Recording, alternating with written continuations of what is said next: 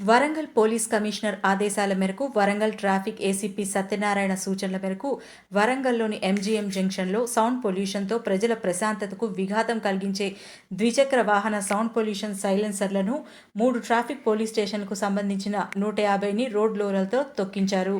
భవిష్యత్తులో మరియు మరెవరైనా sound pollution vehicle ద్విచక్ర వాహనాలకు అమర్చినట్లయితే వారిపై చట్టపరమైన చర్యలు తీసుకోవడం జరుగుతుందని ఏసీపీ సత్యనారాయణ తెలిపారు.